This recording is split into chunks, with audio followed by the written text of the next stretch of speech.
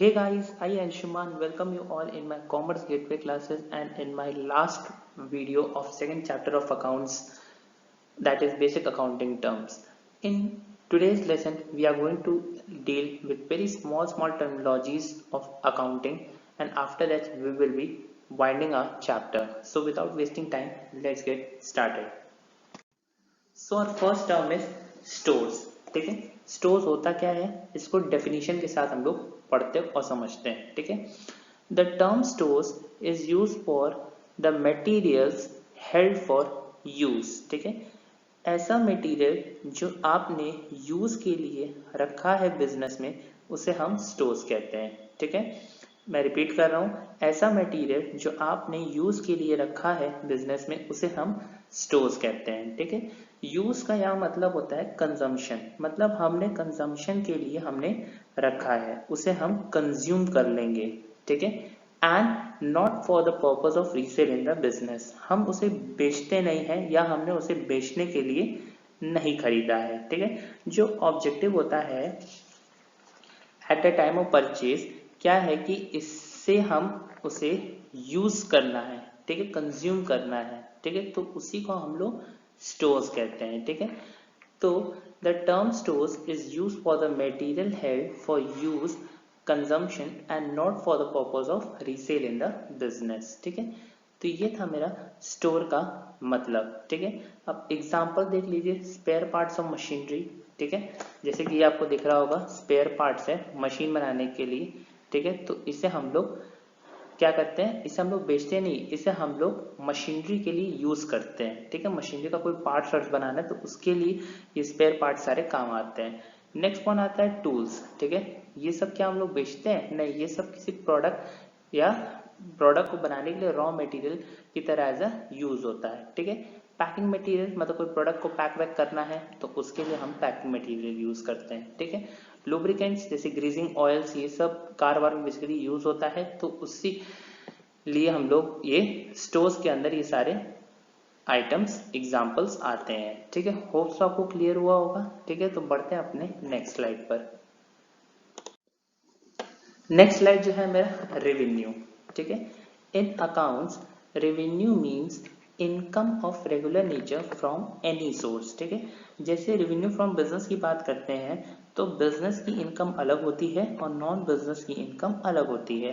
तो रेवेन्यू उसी को कहते हैं जो रेगुलर नेचर का होता है। अब यहाँ रेगुलर का मतलब क्या होता है कि कोई भी ऐसी चीज जो रेगुलरिटी पर चलती है, कि मतलब वो होता रहे। ठीक है, ये नहीं कि उसका मतलब आज एक महीना हमने इनकम जनरेट की, फिर उसका साल भर बाद जनरेट कर रहे हैं। ठीक है, ऐसा नहीं होना चाहिए, वो रेगुलरिटी पर चलना चाहिए। ठीक है, तो ये था। तो बिजनेस की ट्रांजैक्शंस रेगुलर नेचर की होती हैं, तो उसे हम लोग रेवेन्यू फ्रॉम ऑपरेशंस कह देते हैं या रेवेन्यू फ्रॉम बिजनेस कह देते हैं, लेकिन नाम रेवेन्यू ही होता है। ठीक है, अगर हम कहें कि लॉटरी जैसे कि आप जीतते हो, क्या ये रेवेन्यू है, नहीं, आपकी रेवेन्यू जनरेट नहीं हो रही क्योंकि ये रेगुलर बेसिस पर नहीं है। अगर हम वही कहें कि आप गुड्स बेच रहे हो, ठीक है, आप डील, बिजनेस हमारा डील करता है गुड्स बेचने में, तो ये हमारी रेवेन्यू है। ऑब्वियस सी बात, ये हमारी रेवेन्यू है क्योंकि ये हम रेगुलर बेसिस पर करते हैं। ठीक है, अब यहाँ लिखा है फ्रॉम एनी सोर्स। ठीक है, आपको किसी भी सोर्स से आपको रेवेन्यू मिल रहा है रेगुलर बेसिस पर, तो वो आपकी, या सॉरी आप कह सकते हो कि आपको किसी भी सोर्स से आपको इनकम मिल रही है रेगुलर बेसिस पर, या इनकम जनरेट हो रही है रेगुलर बेसिस पर, तो वो आपकी हो जाती है रेवेन्यू। ठीक है, अब रेवेन्यू के अंदर क्या क्या आता है पढ़ते हैं। Amount receive from sale of goods and services. ठीक है, गुड्स बेचने पर या सर्विस प्रोवाइड करने पर मेरे को जो पैसा आया है वो मेरा रेवेन्यू हो जाता है, क्योंकि हम रेगुलर बेसिस पर करते हैं। रेसिप्ट ऑफ रेंट, आपको रेंट मिल रहा है, आपने हो सकता है कि बिल्डिंग कोई किराए पर दे रखी है बिजनेस में भी, बिजनेस के लिए। ठीक है, बिजनेस के लिए, तो उससे आपको रेंट मिल रहा है। ठीक है, नेक्स्ट वन आता है receipt of commission, regular basis पर होता है, बेसिकली LIC एजेंट को दिया जाता है ये। ठीक है, नेक्स्ट वन आता है डिविडेंड। डिविडेंड आपने किसी कंपनी के शेयर्स खरीद रखे हो, ये बेसिकली साल भर होता है, मतलब एक साल हो गया, फिर दूसरा साल, फिर तीसरा साल, फिर 14 साल, ऐसे। तो ये रेगुलरिटी बेसिस पर मेंटेन हो गया। ठीक है, तो ये भी आपकी क्या है, रेवेन्यू है। नेक्स्ट पॉइंट आता है रेसिप्ट ऑफ इंटरेस्ट। आपने किसी को पैसे पर, आपने किसी को लोन पर पैसा दे रखा है, उससे ब्याज आ रहा है आपको, तो ये क्या है आपका इंटरेस्ट भी एक तरह का आपका रेवेन्यू है, ठीक है, आपको मिल रहा है, ठीक है। तो अब मतलब क्या हुआ, revenue means total revenue which include both revenue from operating activities as well as non operating activities. उससे पहले एक बात मैं आपको बताना चाहता हूँ कि ये जो पहला जो है ना, जो पहला है amount receive from sale of goods and services, ये आपकी बिजनेस इनकम है, ठीक है। ये आपकी क्या है, एक मिनट, ये आपकी बिजनेस इनकम है, क्योंकि ये आपका रेगुलर बेसिस पर होता है और इसको हम लोग कहते हैं ऑपरेटिंग एक्टिविटीज, ठीक है। ऑपरेटिंग एक्टिविटीज कह लो, या इसे हम लोग कहते हैं प्राइमरी एक्टिविटीज, या इसे हम लोग कहते हैं मेन एक्टिविटीज, ठीक है। इससे हम लोग क्या कहते हैं, ऑपरेट। ये आपकी जो पहला वाला है amount receive from sale of goods and services, ये आपकी बिजनेस इनकम है और ये जनरेट होती है ऑपरेटिंग एक्टिविटीज, प्राइमरी एक्टिविटीज या मेन एक्टिविटीज से, ठीक है। प्राइमरी एक्टिविटीज, मेन और एक्टिविटीज, ऑपरेटिंग एक्टिविटीज क्या होती है, वो ऐसे गुड्स एंड सर्विसेज जिसमें बिजनेस डील करता है, ठीक है। तो उससे हम लोग प्राइमरी एक्टिविटीज, ऑपरेटिंग एक्टिविटीज या मेन एक्टिविटीज कहते हैं। और बाकी जो 4 एक्टिविटीज हैं, रेंट, कमीशन, डिविडेंड, इंटरेस्ट, ये आपकी सपोर्टिंग एक्टिविटीज हैं, सपोर्टिंग एक्टिविटीज हैं, ठीक है। या तो आप कह लो सेकेंडरी एक्टिविटीज है। आपका बिजनेस नहीं होता तो भी आपको किराया मिल सकता था, ठीक है। आपको बिजनेस नहीं होता तो भी आपको किराया मिल सकता था, आपको रेंट मिल सकता था, तो ये सपोर्टिंग और सेकेंडरी एक्टिविटीज है, ठीक है। तो ये जो नोट मैंने लिखा वो यही कह रहा है, revenue means total revenue which includes both revenue from operating activities as well as non operating activities, ठीक है। रेवेन्यू बहुत बड़ा टर्म है, इसके अंदर 2 कंपोनेंट्स होते हैं, एक आता है ऑपरेटिंग एक्टिविटीज और एक आता है non operating activities. Operating activities से होने वाला रेवेन्यू मेरी ऑपरेटिंग रेवेन्यू है और नॉन ऑपरेटिंग एक्टिविटीज से होने वाली रेवेन्यू मेरी नॉन ऑपरेटिंग रेवेन्यू है, ठीक है। तो ये था मेरा ऑपरेटिंग एक्टिविटीज और नॉन ऑपरेटिंग एक्टिविटीज, जो मैंने नोट लिखवाया उसका मैंने आपको कंसेप्ट क्लियर कर दिया, ठीक है। अब नेक्स्ट टर्म आता है रेवेन्यू फ्रॉम ऑपरेशंस, ठीक है। रेवेन्यू फ्रॉम ऑपरेशंस क्या होता है, इनकम दैट इज ब्रैकेट में revenue earn by the enterprise from its operating activities, ठीक है। समझते हैं, अपनी ऑपरेटिंग एक्टिविटीज से उसने इनकम कमाई है तो उसे हम लोग कहेंगे रेवेन्यू फ्रॉम ऑपरेटिंग एक्टिविटीज, ठीक है। अपनी ऑपरेटिंग एक्टिविटीज से उसने इनकम कमाई है उसे हम लोग कहते हैं रेवेन्यू फ्रॉम ऑपरेशन, ठीक है।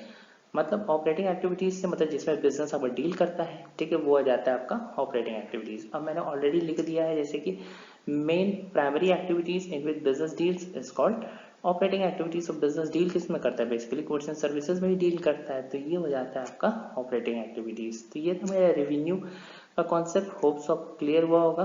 बढ़ते हैं अपने नेक्स्ट स्लाइड पर। टर्नओवर, ठीक है। टर्नओवर का दूसरा नाम क्या होता है, सेल्स, ठीक है, या रेवेन्यू फ्रॉम सेल्स हम लोग बोलते हैं, ठीक है। अब डेफिनेशन के अकॉर्डिंग समझते हैं क्या होता है। It means total sales of an entity made during the particular period, ठीक है। साल भर में किसी एंटिटी ने या किसी बिजनेस एंटरप्राइज या किसी बिजनेस फर्म ने कितना सेल्स किया है या कितना गुड्स बेचा है उसे हम लोग टर्नओवर कहते हैं, ठीक है। सिंपल भाषा में आपको ऐसे ही समझिए, ठीक है। Example, my turnover for financial year 2017-18 is 1 lakh, ठीक है। सपोज करिए मेरा शूज का काम है, ठीक है, और मैंने 17-18 में जो शूज बेचे, ठीक है, वो थे 1 लाख के, ठीक है। तो ऑब्वियसली 1 लाख क्या है, मेरी टर्नओवर है, ठीक है। नेक्स्ट टर्म आता है मेरा लाइफ स्टॉक। लाइफ स्टॉक क्या होता है, डोमेस्टिक एनिमल्स लाइक कैटल्स और horses are known as life stock, ठीक है। जैसे कि आप बिजनेस में एसेट्स रखते हो, प्लांट मशीनरी रखते हो, किससे रखते हो, प्रोडक्शन के लिए रखते हो, ऐसे ही लाइफ स्टॉक भी होता है, ठीक है। जो आपके डोमेस्टिक एनिमल्स है, कैटल्स और हॉर्सेस, उनको अकाउंट्स में हम लोग डोमेस्टिक लाइफ स्टॉक बोलते हैं, ठीक है। अब ये एग्जांपल इसको समझते हैं डेयरी बिजनेस, ठीक है। डेयरी बिजनेस है, वो तो इक्विपमेंट रखेंगे, उससे उन्हें इक्विपमेंट तो रखना ही होगा, साथ में कैटल्स भी रखने होंगे, ठीक है, जो दूध देते हैं, ठीक है। जो दूध देते हैं और दूध से हम क्या करते हैं, प्रोडक्शन करते हैं। किस चीज का प्रोडक्शन करते हैं, अमूल मिल्क का प्रोडक्शन करते हैं, और प्रोडक्शन करने के बाद हम उसे कस्टमर्स को सप्लाई कर देते हैं, ठीक है। तो ये होता है लाइफ स्टॉक का कॉन्सेप्ट, ठीक है। जहां हम लोग डोमेस्टिक एनिमल्स यूज करते हैं बिजनेस में, कैटल्स और हॉर्सेस को अकाउंट्स में हम लोग बोलते हैं लाइफ स्टॉक, और उन्हें हम लोग एसेट्स मानते हैं, they are considered as a assets, ठीक है। नेक्स्ट वन आता है इन्वेस्टमेंट। इन्वेस्टमेंट क्या होता है, पहले इसका कॉन्सेप्ट समझते हैं क्या होता है। आपने कई बार सुना होगा लोगों से कि मैंने इस कंपनी के शेयर्स पर इन्वेस्ट किया है, ठीक है, यानी कि मैंने इस कंपनी के शेयर्स पर पैसा लगाया है, ठीक है। अब एक बिजनेस भी, वैसे बिजनेस का काम क्या है, या तो ट्रेडिंग करना, ठीक है, खरीद के बेचना है, या तो मैन्युफैक्चरिंग करके बेचना है, या तो सर्विस प्रोवाइड करना। हालांकि ये प्राइमरी एक्टिविटीज होता है बिजनेस का, लेकिन कभी कभी क्या होता है कि बिजनेस के पास सरप्लस फंड होता है। सरप्लस फंड यानी कि एक्स्ट्रा फंड्स होते हैं, तो हम किसी न किसी चीज पर इन्वेस्ट कर देते हैं, चाहे वो एसेट्स पे इन्वेस्ट करें, चाहे वो शेयर्स पे इन्वेस्ट करें, चाहे वो डिवेंचर्स पे इन्वेस्ट करें, हम इन्वेस्ट कर देते हैं, ठीक है। आपके पेरेंट्स के पास भी तो, आपके पेरेंट्स भी तो यही करते हैं कि आपके पेरेंट्स के पास अगर एक्स्ट्रा फंड्स होता है, एक्स्ट्रा सरप्लस होता है, ठीक है, या एक्स्ट्रा सरप्लस फंड्स होता है, तो क्या करते हैं, वो एफडी करा देते हैं, फिक्स डिपॉजिट करवा देते हैं, ठीक है। तो बेसिकली इन्वेस्टमेंट ये कहता है कि buying shares, debentures or bonds etc. of the company by an entity for the purpose of only earning income is termed as investments, ठीक है। अगर किसी बिजनेस ने किसी कंपनी के शेयर्स खरीदे हैं, किस पर्पज से खरीदे हैं, वो उससे इनकम कमाना चाहता है, ठीक है, तो उसे हम लोग इन्वेस्टमेंट कहते हैं, ठीक है। मैं एक बार और रिपीट कर रहा हूँ, अगर किसी बिजनेस ने किसी कंपनी के शेयर्स खरीदे हैं ताकि वो उससे इनकम कमा सके, तो उसे हम लोग इन्वेस्टमेंट कहते हैं, ठीक है। An entity generally buy shares etcetera from its idle funds, ठीक है। एक एंटिटी या एक बिजनेस एंटरप्राइज या बिजनेस फॉर्म शेयर तभी खरीदेगी जब उसके पास उतना फंड्स होगा, या एक्सेस फंड होगा, या सरप्लस फंड्स होगा, ठीक है। Sorry guys. Example, ABC partnership firm purchase shares of Reliance limited for ₹20,000, ठीक है। एबीसी जो कि पार्टनरशिप फर्म है, जो कि एंटाइटी है, उसने क्या किया, शेयर्स परचेज किया, यानी कि सॉरी गाइस, परचेज मतलब invested in shares of Reliance limited. Reliance limited एक कंपनी है, उस पर शेयर्स इन्वेस्ट किया, कितने का, 20,000। तो ये क्या किया, इन्वेस्टमेंट हो गया, ठीक है।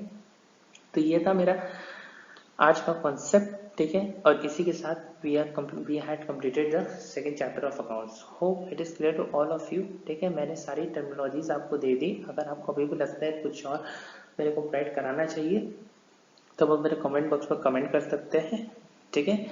तो आज बार के लिए बस इतना ही। मिलते हैं आपसे थर्ड चैप्टर के अकाउंट्स के चैप्टर में, दैट इज थर्ड चैप्टर के अकाउंट्स में, दैट इज अकाउंटिंग प्रिंसिपल्स, ठीक है। So till then stay safe, ठीक है। अगर वीडियो अच्छा लगा हो तो लाइक, सब्सक्राइब, शेयर, कमेंट जरूर करिएगा। Till then thank you and have a nice day.